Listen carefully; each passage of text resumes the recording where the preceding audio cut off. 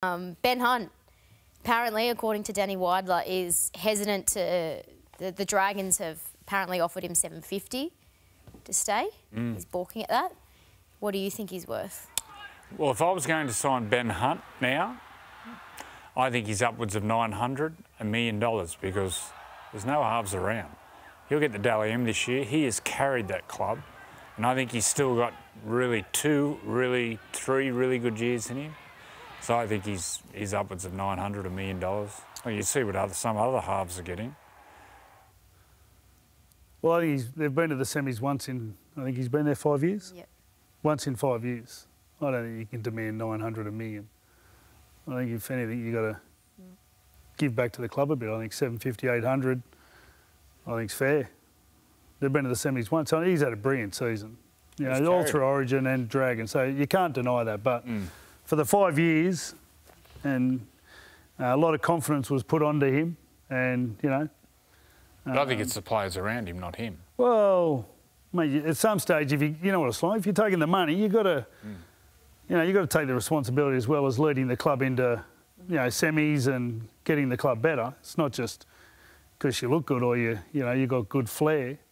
So I think, you know, I think it's fair. And plus, with that money, with the other money, if you're not demanding 1.3 or whatever, then that means you can get other good players around you.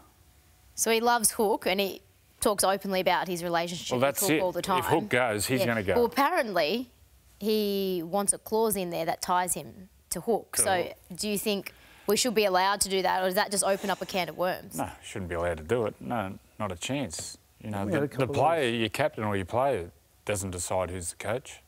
But I can understand his loyalty. A lot of those players came through a Brisbane system when they won the under-20s. I think it was Ben Hunt, McCulloch, Josh Maguire, Molo, Gerald Yo-Yo.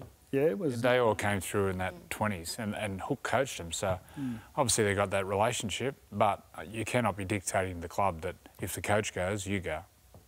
If you were Ben Hunt and you were choosing between staying at the Dragons, going to the Tigers, the Dogs, Newcastle, you'd love to have him up there. If you were Ben Hunt, where would you go?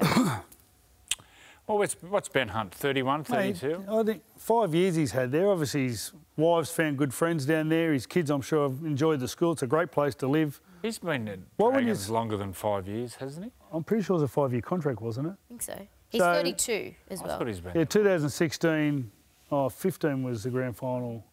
Did he leave the next year? Don't know. Anyway, but I can't...